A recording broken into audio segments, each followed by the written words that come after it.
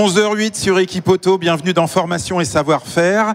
Les portails équipementiers digitaux, c'est le sujet de notre émission destinée à vous tous, chers visiteurs, et vous tous les réparateurs, bien sûr. Avec nous en plateau, Philippe Baudin, vous êtes directeur exécutif chez Fleur Aftermarket France. Bonjour Philippe. Bonjour. À côté de vous, Richard Lassalvi, vous êtes responsable technique et formation chez Facom, le groupe Stanley Black & Decker. Bonjour. Bonjour. Comment allez-vous ce matin? Le stand Facom ne désemplit pas et le stand chez Fleur non plus, j'ai l'impression. Non plus, tout va bien. Hein, tout va bien, ça sent bon. En face de vous, Gilda Duclosiou, vous êtes directeur général France de Bilstein Group.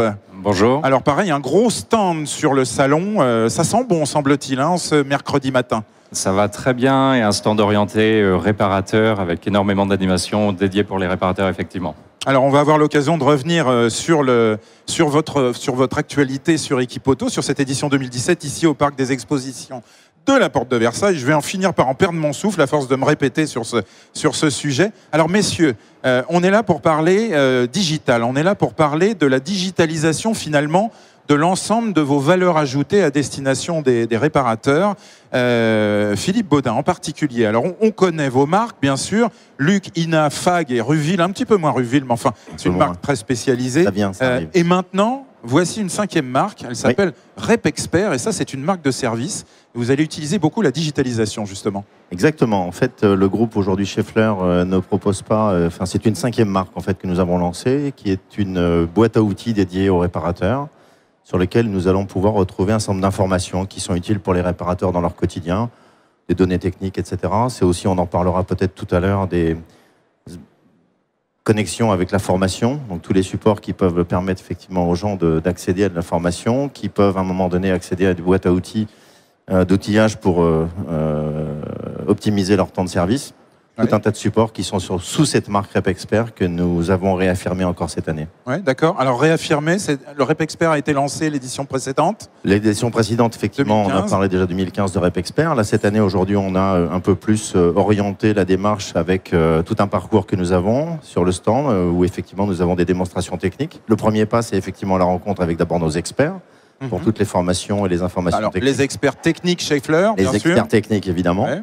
Il n'y a pas de jeu de mots avec RepExpert, mais en tous les cas, il y a effectivement un premier point qui est le... Petit jeu de mots, en passant. Petit jeu de mots, oui.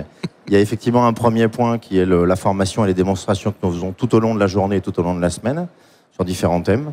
Le deuxième, c'est effectivement la découverte justement de cet environnement RepExpert. Le troisième, c'est la découverte de nos ensembles produits, innovations, donc l'univers chez Fleur en termes de produits. Et le quatrième, nous finissons dans la réalité virtuelle avec la visite d'un atelier du futur. D'accord. Et voilà. Qu'est-ce qu'on y trouve dans cet atelier du futur? La vision, tous nos produits, la découverte de nos gammes, la découverte de nos services. On y reviendra peut-être tout à l'heure par rapport à RepExpert, mais en tous les cas, c'est une découverte, c'est la vision que nous avons de ce qui va se passer demain dans les ateliers. On n'en dit pas plus? Non. On garde un petit peu pour tout à l'heure. Richard Lassalvi, Facom. Alors on se demande si vous êtes fabricant d'outillage ou finalement éditeur de catalogue, ou imprimeur. Hein, parce que Facom, c'est une notoriété établie, appuyée sur un catalogue attendu chaque année par la population des réparateurs. Le catalogue sort tous les 5 ans, donc effectivement c'est un événement quand il sort. Je dis chaque année, bon. Et voilà, en fait... un peu moins souvent que la Redoute. Oui, c'est ça. Il est édité à 800 000 exemplaires, 17 langues, donc effectivement c'est un peu la référence, entre guillemets, en restant humble dans le métier de l'outillage à main. Mais c'est effectivement un outil de travail phénoménal. Alors vous aviez un enjeu fabuleux avec la digitalisation. Alors effectivement, on avait, il y a quelques années, quand le CD-ROM est apparu, on s'est dit, le catalogue papier, ça va être terminé. Le catalogue papier continue en simultané, en fait, avec la digitalisation des informations. C'est-à-dire qu'aujourd'hui, on a évidemment le catalogue papier, mais on a toutes les informations aussi disponibles sur Internet, sur des fichiers PDF.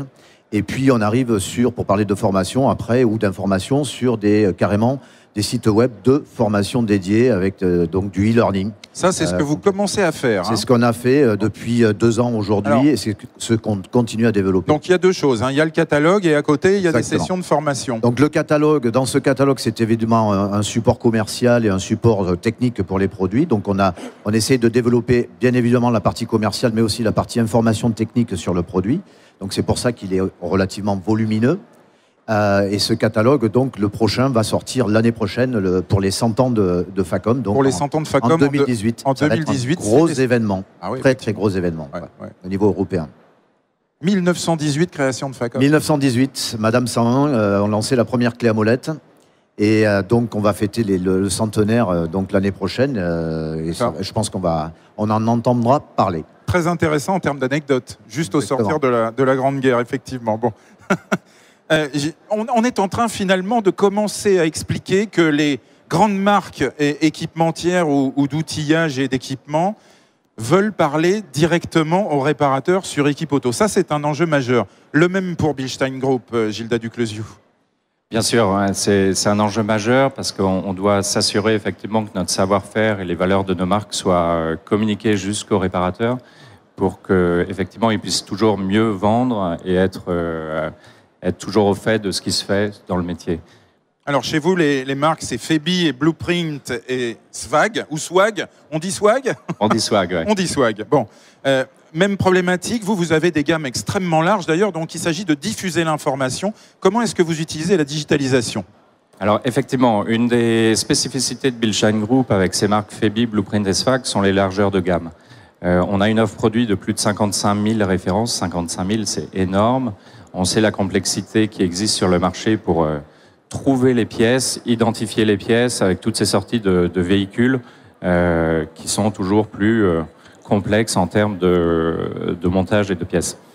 Donc, en plus de ça, on va sortir 500 nouvelles références par mois. 500 nouvelles références par mois il faut qu'on s'assure que le réparateur soit effectivement au courant de ça. Parce que vous élargissez toujours plus vers les véhicules de faible diffusion pour être identifiés comme les marques ou la marque Febi qui a tout finalement et Blueprint aussi, hein, c'est ça. Exactement, des marques qui ont tout avec des spécificités. Febi qui est plus sur les véhicules européens et Blueprint qui assure une couverture complète sur tous les véhicules asiatiques et américains. Alors, pour parler digitalisation précisément, on rappelle que tous autour de la table, vous utilisez un réseau de distribution, vous passez par la distribution bien sûr. Et là, vous utilisez chez Bilstein Group, pour les marques Febi donc, et Blueprint ainsi que Swag, je vais y arriver, eh bien, un outil qui permet à la distribution, tout d'abord, eh bien, de vérifier l'assortiment du stock, commander, réapprovisionner, avoir des ratios sur la rotation. Et cet outil, donc, il est digital et il s'appelle Parts Finder. Exactement, Parts Finder. Donc, on l'expose bien sûr sur notre stand sur Equipoto. On invite tout le monde à venir justement regarder comment l'utiliser et comment se l'approprier. PartsFinder, concrètement, c'est un outil qui a pour but de faciliter le travail du distributeur et voire du réparateur aussi. Mais derrière l'identification, ça s'arrête pas là, ça va plus loin, ça apporte aussi de la valeur ajoutée. La valeur ajoutée, elle se trouve dans différents effets. La mise à jour au quotidien de la data, au quotidien, donc c'est vraiment continu. Et après, des identifications simples par numéro de plaque, numéro de référence.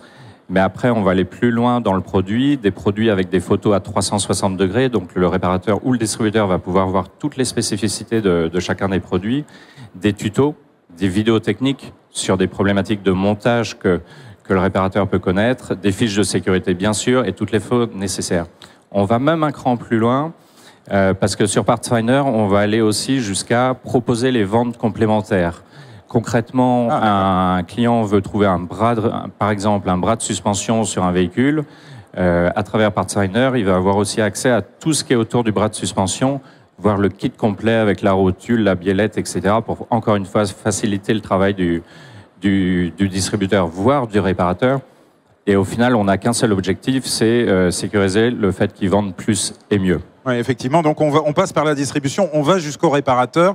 On augmente la proposition de valeur finalement vers le réparateur à travers cet outil. Hein. Exactement. Voilà. Maintenant, le réparateur n'a pas accès à l'achat en ligne comme le distributeur peut l'avoir, étant donné qu'on s'appuie effectivement sur les réseaux de distribution pour commercialiser nos produits. Alors c'est intéressant comme démarche, et chez Facom, Richard Lassalvy, vous l'avez aussi, hein, avec effectivement l'outil qui s'appelle lui Blue Volt. Effectivement, on a lancé il y a quelque temps une plateforme en fait digitale, on peut dire. Voilà, plateforme digitale. Plateforme digitale qui permet, au cœur du sujet. Qui permet effectivement à la fois utilisateurs ou distributeurs, comme vous, effectivement, on passe aussi par la distribution, de pouvoir trouver toutes les informations concernant le produit et surtout savoir aussi comment utiliser le produit, parce qu'effectivement chez Facom on a la clé à molette que tout le monde connaît qui est relativement basique, mais on a des outils aujourd'hui qui sont RFID, on a des outils qui sont Bluetooth, et même l'outillage à main qui paraît relativement simple, mais aujourd'hui on a de plus en plus besoin de rechercher de l'information pour savoir comment l'utiliser. Et on va vers l'outillage connecté aussi. Et on est aujourd'hui sur de l'outillage connecté de plus en plus. Voilà. Donc on a quand même une mutation finalement à la fois technique et générationnelle. Donc exactement. Il faut être capable d'accompagner finalement. Exactement, on est obligé d'accompagner notre utilisateur quelquefois sur les produits par des vidéos, comme l'expliquait notre collègue ici, par des tutoriels ou par des éléments vidéo qui permettent de comprendre le fonctionnement et qui permettent d'adapter le produit à l'utilisation, etc. Alors on parle de vidéos, de tutoriels depuis tout à l'heure, on aborde le sujet. C'est quand même une grande nouveauté ou un grand retour que vous, les grandes marques, vous soyez finalement amenés, et ça paraît tout à fait naturel, à véhiculer vos compétences, vos savoir-faire, votre image, votre sérieux auprès des réparateurs. Philippe Baudin, vos marques, il est important de les faire vivre jusque chez finalement l'utilisateur final, qui est le réparateur. Hein. Ça, c'est le rôle de RepExpert. C'est le rôle de RepExpert, en fait, pourquoi on le constate tous les jours lorsque l'on parle avec nos clients réparateurs. Ils sont en attente, à un moment donné, d'informations techniques, d'informations de montage, vous dites à un moment donné, mais c'est tous les jours en fait. Hein. Oui, tous les jours évidemment, mais on va rester prudent là-dessus. Mais c'est vrai qu'aujourd'hui, c'est vrai que sur cette notion, les réparateurs sont en attente de ça de la part des marques. Bien évidemment, l'objectif n'est pas de court-circuiter qui que ce soit dans la chaîne de distribution. Nos distributeurs partenaires font leur travail, mais nous devons, à un moment donné, d'être certains que la bonne information va passer au bon moment. C'est pour cette raison, je le disais tout à l'heure dans RepExpert, en fait, on a une plateforme digitale, certes, dans lesquelles on va pouvoir véhiculer un certain nombre d'informations. Les informations, je l'ai dit, ça peut être les informations de montage. On peut accéder à des datas gratuitement, en tous les cas sur les produits Schaeffler, via TechRMI, sur TechRMI via RepExpert. Donc toutes ces informations sont à disposition. Il y a tout un cycle de formation qui est proposé derrière sur des nouvelles technologies. Un cycle de formation, voilà. C'est des cycles de formation. Aujourd'hui, vous prenez, et on le voit sur notre stand encore là, cette semaine, et on va, j'imagine, le voir de plus en plus dans les heures qui viennent. Les gens sont en attente de ce qui va se passer et auxquels ils sont confrontés, les problèmes auxquels ils sont confrontés d'ores et déjà en termes de nouvelles technologies. Oui. Si aujourd'hui, sur un salon comme Equipauto, on parle de l'embrayage d'il y a 15 ans, 20 ans, ça ne sert absolument à rien. On parle plutôt de l'embrayage Luc, qui est monté aujourd'hui en premier équipement. Exactement, et que l'on retrouve en rechange, auquel les réparateurs sont confrontés pour différentes problématiques techniques, d'optimisation de leur temps de travail. On a besoin, à un moment donné, d'être confiants et de leur apporter tout notre savoir-faire sur ce sujet-là. On a des formations qui sont faites encore aujourd'hui, on le voit, et c'est quelque chose qui va forcément s'enrichir sur du double embrayage, par exemple. Le double embrayage, aujourd'hui, effectivement, les gens vous disent oui, ça arrive, c'est monté depuis maintenant quelques années. Il n'empêche que tous les jours, les gens sont confrontés au même problème de montage pour optimiser leur temps de service. Lorsque les gens passent chez nous en formation, que ce soit sur site avec nos partenaires distributeurs ou sur le site de Clamart où nous avons un training center, à un moment donné, à la fin de la journée, les gens sont satisfaits parce qu'ils savent que dès le lendemain, ils vont pouvoir intervenir beaucoup plus efficacement sur le produit. Comment utiliser la digitalisation, les plateformes équipementières donc, pour aider les réparateurs à être plus productifs? C'est une question ouverte. Qui veut répondre?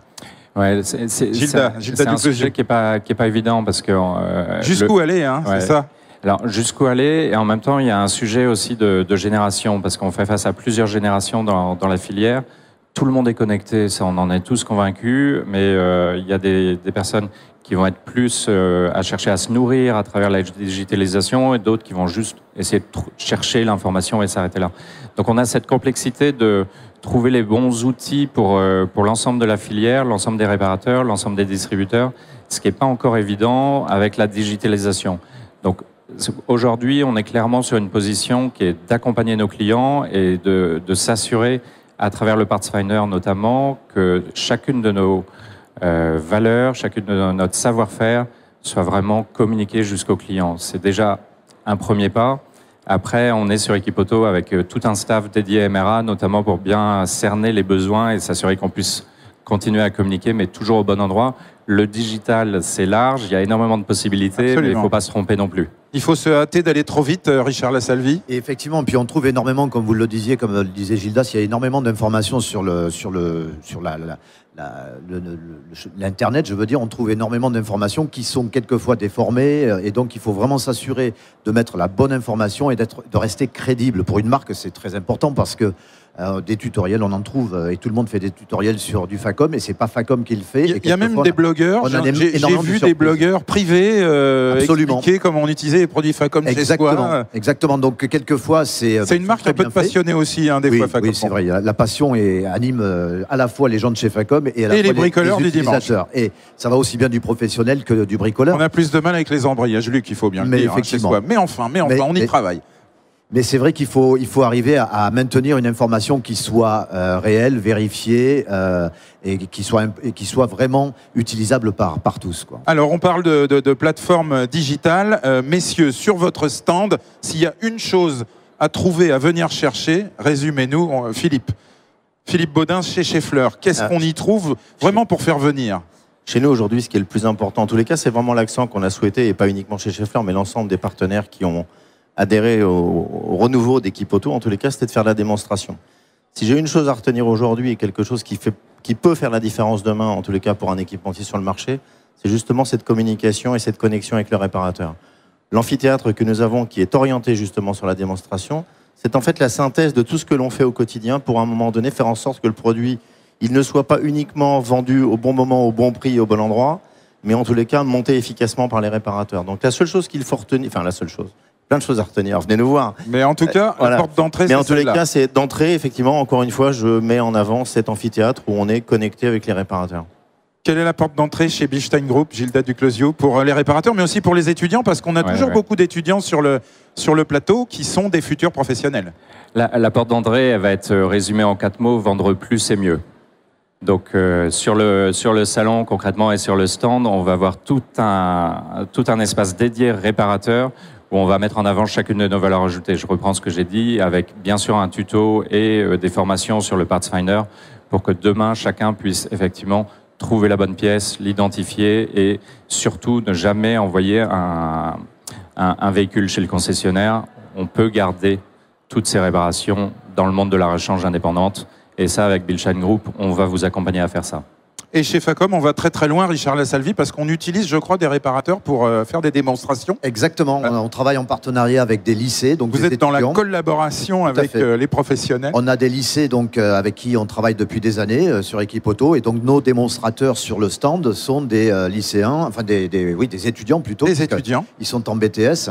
Et c'est eux qui, effectivement, présentent le produit et ils parlent vraiment métier avec les utilisateurs et ils ont exactement les mêmes problématiques et bien évidemment, ils ont les réponses qu'attendent les professionnels. Il y a la digitalisation, mais il y a surtout les hommes, effectivement. Alors, on retrouve Facom en 1E69, Schaeffler en 1G70 et Bilstein Group en 1J34. Tir groupé, messieurs, merci beaucoup pour votre participation à ce plateau. À 11h35, on retrouve High-Tech, présenté par mon complice Laurent Meillot. Au menu, le véhicule connecté et autonome, ainsi que les prochaines innovations dans le pneumatique. Merci, cher public. Très bonne journée sur Equipoto.